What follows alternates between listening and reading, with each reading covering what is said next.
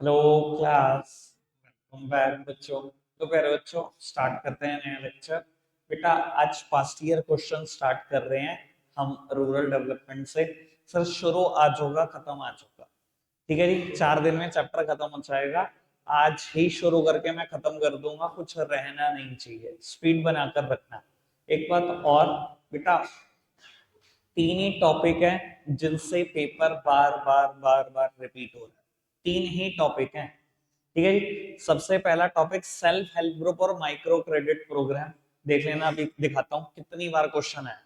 ठीक है जी, और बिल्कुल लेटेस्ट लेटेस्ट क्वेश्चन ये देखना। पढ़ो जी, पहला ही क्वेश्चन पढ़ो, फटाफट से पढ़ के आंसर पढ़ो कि okay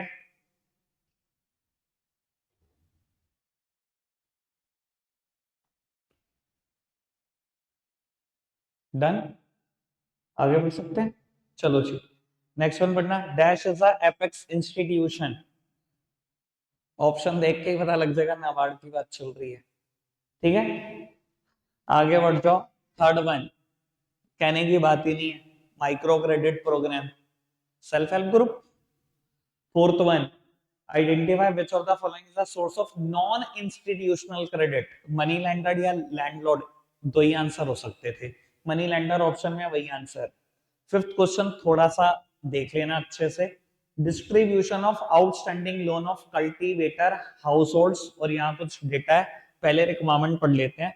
Which institutional agency has shown the maximum increase in the share of outstanding loan to cultivator? बेटा कौन सी इंस्टीट्यूशनल सोर्स ऐसी है जहां शेयर मैक्सिमम बढ़ा है आउटस्टैंडिंग लोन का? ये देखना जी। गवर्नमेंट का शेयर तो गिरा है, कोऑपरेटिव का 22% है, 30% कुछ खास नहीं। ये देखो कमर्शियल बैंक का 2.4% से 26%, बस। बाकी कुछ खास तो है नहीं, बाकी तो गिरा ही गिरा है शेयर। ठीक है जी, तो आंसर क्या हो गया? Commercial bank. आगे बढ़ना, सिक्स्थ वन पढ़ना।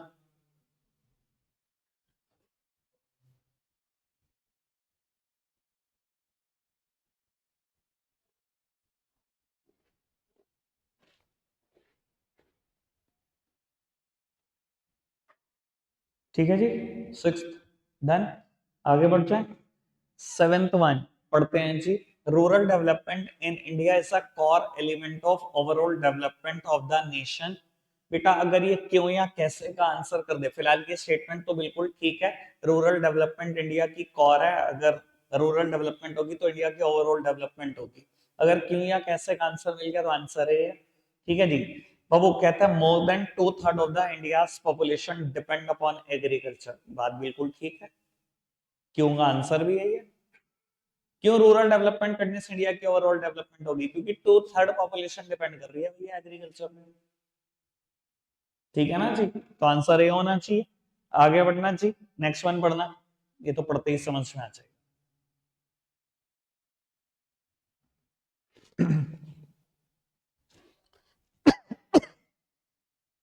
ठीक है बेटा, डन। आगे बढ़ सकते हैं, लोची पुत्र। आगे बढ़ते हैं, नाइन्थ वन आप पढ़ रहे हो, फटाफट से आप पढ़ रहे हो। नाइन्थ तक क्वेश्चन है ना बेटा, 4 क्वेश्चन सेल्फ हेल्प ग्रुप पे आ गए। ठीक है ना जी, 2023 का ट्रेंड ये रहा है, सेल्फ हेल्प ग्रुप पे ही बड़ा क्वेश्चन आया। मतलब मैं अगर आपको बोलूं तो एनसीईआरटी में 20 लाइन है, इतनी इतनी सी, इतनी इतनी सी 20 लाइन है। यार ये भी नहीं पढ़ पाओगे ना तो फिर क्या ही कर पाओगे, क्या बोल दूं। एक मैं पढ़ देता हूँ, the emergence of self help group insured the reduction in the fissures of the formal credit system. Fissures का मतलब ये है दरारें दिखा देता है, दरार है फॉर्मल क्रेडिट सिस्टम में। ठीक है ना जी, उसको कवर करने की कोशिश कर रहा है सेल्फ हेल्प ग्रुप। ठीक है ना जी। Second statement, the borrowing from self help group mainly confined to consumption purpose by its member. बिल्कुल दोनों बातें ट्रू हैं। ठीक है जी, आगे बढ़ जाते हैं। बस मैं ये बोल रहा हूं, अगेन ये भी एनसीईआरटी की वर्ड है, 20 लाइनें हैं, खा जाओ। कुछ नहीं आने का, रूरल डेवलपमेंट में से 3 टॉपिक बता दूंगा आज। ठीक है, लो उत्तर। आगे बढ़ते हैं, टेंथ वन पढ़ना।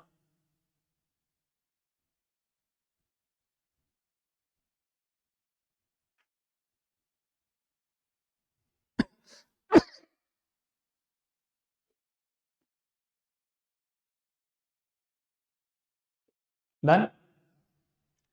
11 से क्वेश्चन का लेवल थोड़ा सा हल्का हो जाएगा। Rural development is important for India, why? Again वही बात लिखना, 2/3 पॉपुलेशन रूरल एरिया में रह रही है, डिपेंडेंट एग्रीकल्चर के ऊपर। 12th one, state the various infrastructural facility which should be developed in rural area for their development। याद है बेटा, पहला टॉपिक पढ़ा था रूरल डेवलपमेंट का मतलब क्या है। Action plan for the economic and the social development of rural areas, some areas are lagging behind in the overall village development. वहां पे हमने पढ़ा था ना कि इंफ्रास्ट्रक्चर फैसिलिटी में इरिगेशन चाहिए, इलेक्ट्रिसिटी चाहिए, वही सारी बातें हैं। कौन कौन सा इंफ्रा की जरूरत है, ठीक है, बिल्कुल फर्स्ट पैराग्राफ की बात कर रहा हूँ जब चैप्टर शुरू किया। Explain why do farmer need credit. आपको क्या लगता है फार्मर को क्रेडिट क्यों चाहिए? वही सारी परेशानी हमने पढ़ी थी। सीड्स, फर्टिलाइजर, पेस्टिसाइड, इंसेक्टिसाइड के लिए तो चाहिए, रिलीजियस सेरेमनी, ठीक है ना जी, डेथ के लिए भी पैसा चाहिए, और मैरिजेस के लिए भी पैसा चाहिए, वो सब लिखा हुआ था, ठीक है ना। वो उसके बाद भाई यार, इंडियन फार्मर कॉट इन डेब्ट ट्रैप। आपको क्यों लगता है डेब्ट ट्रैप में इंडियन फार्मर क्यों फंसता चला जा रहा है? बेटा, जब हम मनी लेंडर या लैंडलॉर्ड से बोरो करते हैं ना, एक एक महीने का 10-10%, 5-5% ब्याज है। होता क्या है, 12 महीने में आप पिछला लोन तो उतार नहीं पाते, वो ब्याज बढ़ के इतनी हो जाती है कि वो डबल ट्रिपल पैसा हो जाता है। हर साल आपकी बोरोइंग रिक्वायरमेंट बढ़ भी रही है, क्योंकि सीड्स चाहिए, पेस्टिसाइड चाहिए, फर्टिलाइजर चाहिए, इंसेक्टिसाइड चाहिए, हर साल वो महंगा हो रहा है। उसके लिए आप हर साल बोरो करते हो, और इंटरेस्ट भी नहीं उतर पाता, खाली इतना महंगा इंटरेस्ट है कि इंटरेस्ट भी नहीं उतर पाता। तो आप वो जो जो सर्कल है ना डेब्ट ट्रैप का, उस सर्कल में फंसते चले जाते हो। पढ़कर बताने हैं, बात समझ आई?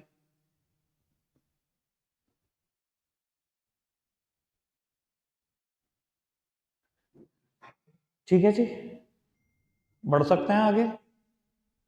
चलो, लोग why have self help group been establish. क्यों एस्टैब्लिश करना पड़ा? क्योंकि फॉर्मल क्रेडिट सिस्टम डिलीवर नहीं कर पा रहा था क्रेडिट सबको, इसलिए सेल्फ हेल्प ग्रुप की जरूरत पड़ी। वही कहानी है, वो 20 लाइनों की कहानी है बस। आगे बढ़ो। Meaning of rural development, notes को रेफर करना। रूरल क्रेडिट का मतलब क्रेडिट फॉर फार्मिंग, नोट्स में भी लिखा हुआ है। दो इंस्टीट्यूशनल सोर्स ऑफ क्रेडिट लिखा हुआ है। आगे बढ़ो। Explain the importance of credit availability to farmer in the rural development, और discuss the importance of credit in the rural development. आपको क्यों लगता है क्रेडिट की, लोन की रिक्वायरमेंट क्यों है रूरल एरिया के डेवलपमेंट के लिए? सबसे पहला पैराग्राफ बड़ा इंपॉर्टेंट है जी। देखो, बात बड़ी सिंपल सी है। रूरल एरिया में लो कैपिटल है लोगों के पास। अगर आप पैसे नहीं डालोगे, आप लोन नहीं दोगे, वो लो कैपिटल से उनकी जो प्रोडक्टिविटी आएगी, वो जो सीड्स खरीद पाएंगे कम ही खरीद पाएंगे, प्रोडक्टिविटी भी लो होगी। लो कैपिटल है तो मतलब प्रोडक्टिविटी भी लो है, मतलब रूरल डेवलपमेंट की तरक्की भी लो हुई है भाई। कुछ बहुत तरक्की नहीं कर पाएगा रूरल एरिया। पैसे इन्फ्यूज करने का मतलब क्या है, पैसे डालने का मतलब क्या है, लोन देने का मतलब क्या है? जितना ज्यादा लोन दोगे, उतना ज्यादा एग्रीकल्चर की प्रोडक्टिविटी आएगी, उतनी ज्यादा देश की भी डेवलपमेंट होगी, रूरल एरिया की भी। बस सीधा सीधी सी बात तो ये है। बाकी पढ़कर खत्म करो, लिखी भी यही बात होगी, थोड़ी टेक्निकल भाषा।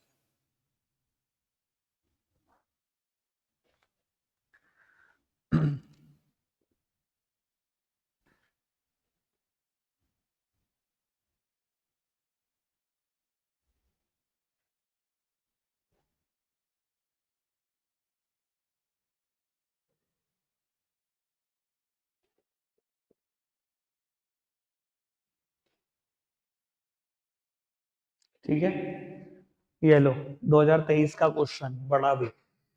Role of micro credit in meeting credit requirement of, मतलब सेल्फ हेल्प ग्रुप।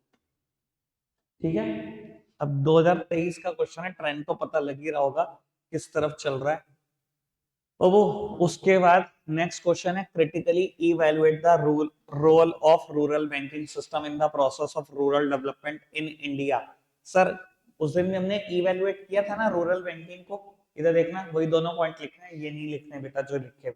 सुनो, सबसे पहली बात बेटा, कहीं ना कहीं rural credit is tied with the collateral security, और स्मॉल और मार्जिनल फार्मर ऐसे हैं बेटा जिनके पास कोलेटरल सिक्योरिटीज नहीं है, तो उनको लोन मिल नहीं पाता।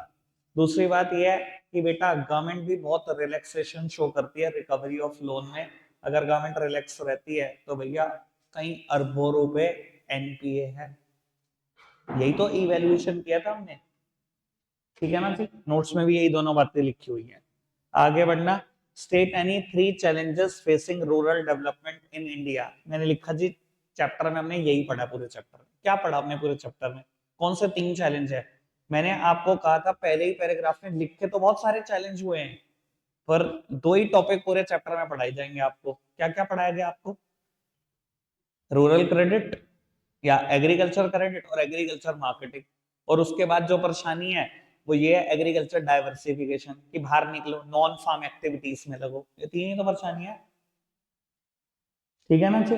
आगे बढ़ो, categorise the borrowing need of farmer. अब ये बड़े काम की बात है, ये सुन लेना। अब उसने तो कहा कैटेगराइज करो बोरोइंग नीड ऑफ फार्मर। अब भैया हमने तो long term, medium term, short term पढ़ा है ना, हमने तो नोट्स में भी यही पढ़ा है। इन्होंने ना थोड़ी देर के बाद एक और क्वेश्चन दिया, जिससे मुझे आइडिया लगा कि कभी पेपर में आया तो कैसा लिखना है। Categorise rural credit on the basis of time period. देखो अगर ये लिखा है ना on the basis of time period categorise करो, तो ही ऐसे करना, वरना ना आप ऐसे ही लिखना आंसर को, प्रोडक्टिव और अनप्रोडक्टिव बोरोइंग। प्रोडक्टिव मतलब वही सीड्स के लिए fertiliser, pesticide, insecticide. Unproductive religious ceremony, marriages, death, blah blah blah blah, ठीक है सर। अब मैं आपको एक बात बताऊं, मैं इस चैप्टर में अब जितना भी कराऊंगा ना सब टाइम पास होगा। अब इस टॉपिक से जितना भी कराऊंगा सब टाइम पास होगा। क्यों, अब मैं आपको दिखा देता हूँ। ये 2023 में क्वेश्चन आया, चलो एक बारीकों में इसको भी इंपॉर्टेंट मान लेता हूँ, एसक्यूपी का क्वेश्चन रहा है, इसको भी इंपॉर्टेंट मान लेता हूँ, 2020 में आया। ये देखना, खाली, कभी आया नहीं ना, एनसीईआरटी का क्वेश्चन है ना कुछ, मुझे उम्मीद नहीं है इससे। देखना है करंट, खाली, खाली है, खाली है। ये क्वेश्चन 2023 में आया, पता नहीं इन्होंने चैप्टर का कैटेगराइजेशन, ये क्वेश्चन का कैटेगराइजेशन ही गलत किया, गलत चैप्टर में पुट कर दिया। डिबेट ओवर सब्सिडीज चैप्टर 2 का टॉपिक है, हटा दिया मैंने इसको, ठीक है जी। फिर ये टॉपिक लिखा हुआ है, rural banking has not been able to fulfil the credit need of farmer. Why, वो आपको पता ही है ना, कोलेटरल चाहिए होती है और स्मॉल और मार्जिनल फार्मर के पास नहीं है, यही है ना। मैंने लिख दिया क्रिटिकल इवेल्युएट, पिछले क्वेश्चन की ही बात है, जो भी मैंने पिछला पढ़ा है। ये देखना, कभी आया, कभी आया, आया कुछ नहीं है। मैं ऑल तो पढ़वा दूंगा 2-4 क्वेश्चन, ये मैंने फिर आखिरी में काटने शुरू कर दिए क्वेश्चन। ना कोई सर ना कोई पैर, कभी आया नहीं है क्वेश्चन, पता नहीं क्या क्या कर रहा। ठीक है जी, मुझे सिर्फ एक दो क्वेश्चन ही बढ़िया लग रहे हैं। नाबार्ड के ऊपर एक आध क्वेश्चन जरूर आ सकता है, मुझे ऐसा लगता है। इसके अलावा सेल्फ हेल्प ग्रुप, मुझे लग ही नहीं रहा कि कुछ और रूरल क्रेडिट से आ रहा है इस बार भी बोर्ड के पेपर में, कुछ नहीं आ रहा। ठीक है जी, लेकिन चलो मैं जितना करा सकता हूँ मैक्सिमम उतना करा दूंगा आपको।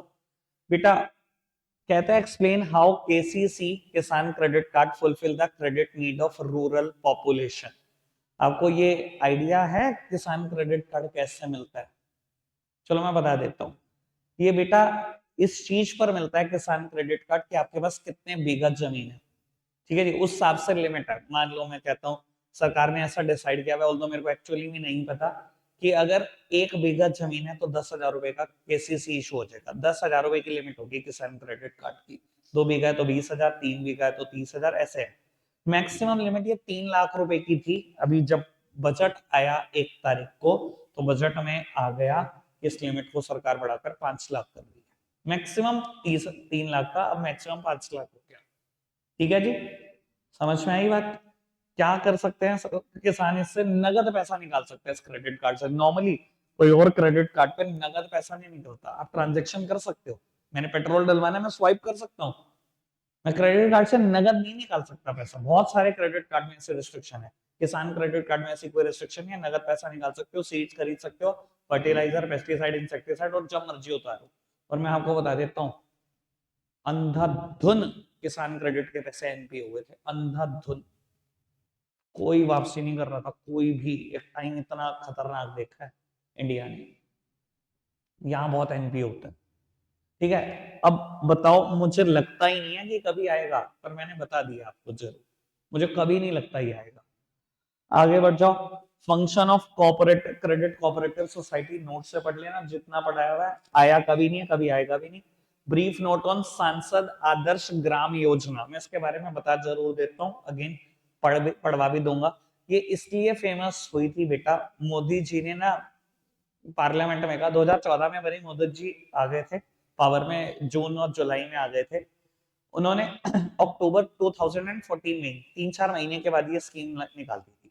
उन्होंने बोला जितने भी हम एमपीज बैठे हुए हैं लोकसभा में और राज्यसभा में, 540 के आसपास हैं, हम सब ना एक एक गांव को गोद लेंगे। उनके वर्ड यही थे, एक एक गांव को गोद लेंगे अपनी कॉन्स्टिट्यूएंसी में। ठीक है जी, जहां कहीं के भी हम एमपी हैं वहां पर एक गांव को गोद लेंगे और उसमें भरपूर डेवलपमेंट करेंगे। ठीक है जी, अपने पैसों से काफी डेवलपमेंट करेंगे और वहां के लोगों को भी एनकरेज करेंगे कि डेवलपमेंट को बढ़ावा दो। ये थी ये योजना। ठीक है, फटाफट से पढ़ के खत्म करना।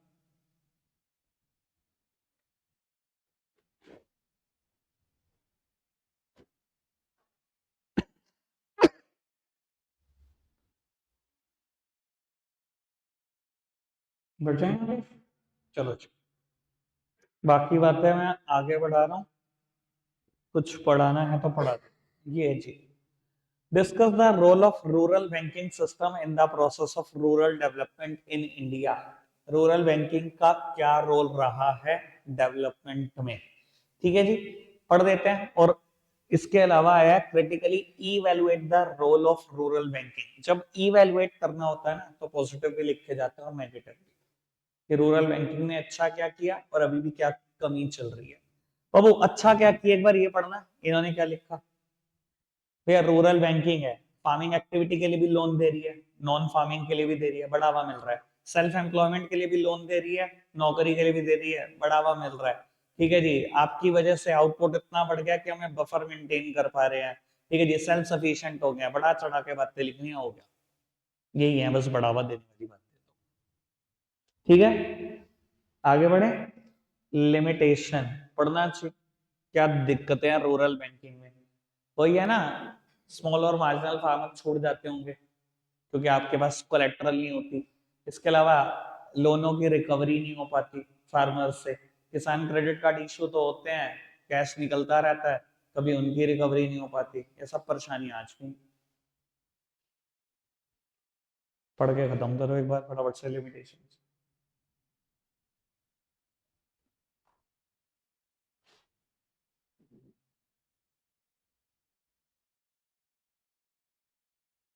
चलो जी, नेक्स्ट टॉपिक पे शिफ्ट कर रहा हूँ मैं, एग्रीकल्चर मार्केटिंग पर। ये क्रेडिट पर था पूरा टॉपिक, अब मार्केटिंग की बात शुरू कर देते हैं।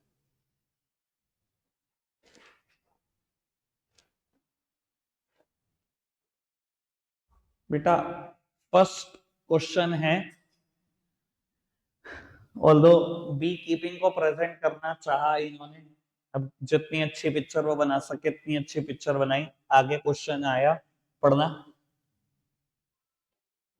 बी कीपिंग है, कहता है कौन सी नॉन फार्म एक्टिविटी में कवर हो जाएगा, हॉर्टिकल्चर में कवर होगा ये। आगे बढ़ते हैं, नेक्स्ट वन पढ़ना बेटा।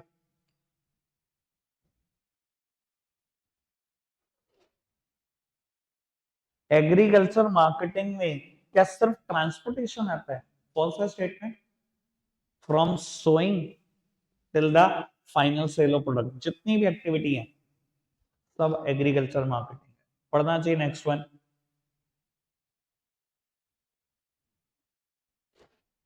ठीक है, डिफाइन एग्रीकल्चर डाइवर्सिफिकेशन, नोट से पढ़ लेना। बताइए एग्रीकल्चर डाइवर्सिफिकेशन दो मतलब निकाले जा सकते हैं, या तो क्रॉप प्रोडक्टिविटी या बेटा प्रोडक्टिव एक्टिविटी।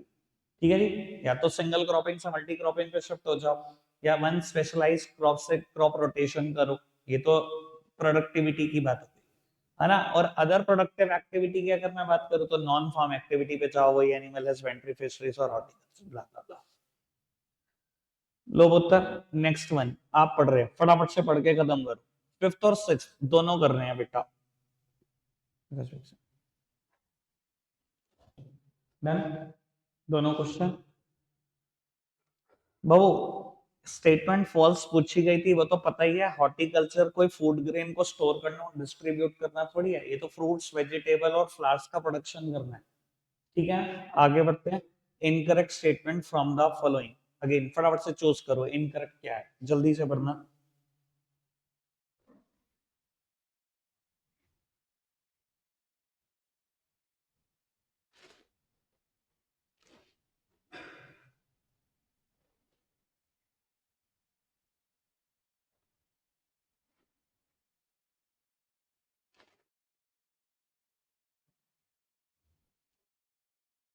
ठीक है। उसके बाद नेक्स्ट क्वेश्चन है, ऑल्दो मुझे नहीं लगता इसका इस चैप्टर से कोई लेना देना है, what is meant by agriculture productivity. Agriculture में प्रोडक्टिविटी का मतलब क्या होता है? Output per hectare of land बोलते हैं। पहले चैप्टर की बात, यहाँ से कोई इसका लेना देना नहीं। आगे बढ़ो। दो एडवांटेज ऑर्गेनिक फार्मिंग की कल ही पढ़ाई हो जाएगा। एग्रीकल्चर मार्केटिंग का मीनिंग हो जाएगा। Agriculture marketing does not comprise of, क्या नहीं आता एग्रीकल्चर मार्केटिंग में? ट्रांसपोर्टेशन आता है, ग्रेडिंग आता है, स्टोरेज आता है, क्रेडिट की बात नहीं आती। ठीक है ना जी। Next one, why do people look for employment in non farm activity? क्योंकि बेटा एग्रीकल्चर पूरे साल एम्प्लॉयमेंट नहीं देता। सीधी सीधी सी बात, बिल्कुल। आगे बढ़ो। Name any two non farm activity बताई जाएंगी। हॉर्टिकल्चर क्रॉप बताई जाएंगी। मेजर स्टेट जिसमें मरीन प्रोडक्ट यानी कि फिशरीज का काम होता है, कल ही बताई मैंने बेटा। आंध्र प्रदेश है, तमिलनाडु है, महाराष्ट्र है, वेस्ट बंगाल है। ठीक है, बस हो गया, ये तो कुछ और है ही नहीं। Which policy assure a minimum income to farmer? MSP, minimum support price. Which government body maintain buffer stock? Food Corporation of India, notes में भी लिखा हुआ है। Government of India Food Corporation of India के थ्रू ये काम करती है। और which period is referred as golden revolution? यहाँ पर मैं एक बात बोल देता हूँ बेटा, अगर आप गूगल करते हो तो गूगल टाइम पीरियड आता है 1991 टू 2012। मैंने नोट्स में भी 2012 लिखवाया हुआ है, आप लेकिन यही स्टार्ट लिखना बेटा। मैंने दो तीन प्राइवेट राइटर चेक करे, सबने 2003 लिखा हुआ है, अब यही लिखना, गूगल वाला रहने दो। ठीक है, आगे बढ़ जाते हैं बेटा 3 मार्कर की तरफ। What is organic farming, how does it promote sustainable development? भैया ऑर्गेनिक फार्मिंग पे चिट्टे के चिट्टे लिखे हुए हैं, नोट्स में छोड़ दो उस चीज को। Recently the government of India has taken numerous steps towards increasing the farmers income through agriculture diversification. In the light of above statement, explain any two advantage of diversification in agriculture. Babu read एक बार आप करोगे क्या section, ये read करना। बेटा next one पढ़ते हैं। What is the importance of developing proper storage facility in the rural area? क्या फायदे हैं प्रॉपर स्टोरेज फैसिलिटी मेंटेन करने के? बेटा फार्मर कभी रश में सेल नहीं करेगा प्रोडक्ट अगर प्रॉपर स्टोरेज फैसिलिटी होगी, बहुत बार पढ़ा है। इसके अलावा 10% प्रोडक्ट वेस्ट होते हैं प्रॉपर फिजिकल इंफ्रा ना होने के कारण, वो भी बच जाएंगे। इनका आंसर पढ़ने की जरूरत नहीं है। ठीक है, अगेन मैं आपको बता रहा हूँ, यहाँ भी देख लिया करो कभी आया नहीं आया, एनसीईआरटी का पार्ट है, एसक्यूबी का पार्ट है, नहीं है तो भाई साहब उसकी कोई इंपॉर्टेंस नहीं है, सिर्फ आप एक क्वेश्चन हो, आप बोर्ड में आने नहीं वाले हो लिखे। ठीक है, आगे बढ़ जाते हैं। Meaning of distress cell, distress cell का मतलब क्या होता है? वो रश में सेल कर लेना। फार्मर को यही लगता है भैया मैंने आज क्रॉप काट दिया, मेरे पास कोई प्रॉपर स्टोरेज फैसिलिटी नहीं, बेच देता हूँ, औने पौने दाम में बेच देता हूँ, कीड़ा लग जाएगा, ये हो जाएगा, वो हो जाएगा, प्राइस फ्लक्चुएट कर जाएगा, बस वो जल्दी में बेचता, वही डिस्ट्रेस सेल। फर्स्ट पैराग्राफ पढ़ना बस।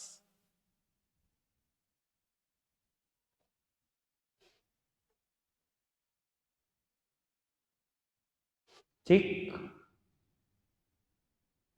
बढ़ जाए आगे, चलो जी। Brief note on operation flood notes. अब जितने भी क्वेश्चन है दिख रहा है, कोई कभी आया हो? What is the role of buffer stock in the context of agriculture marketing?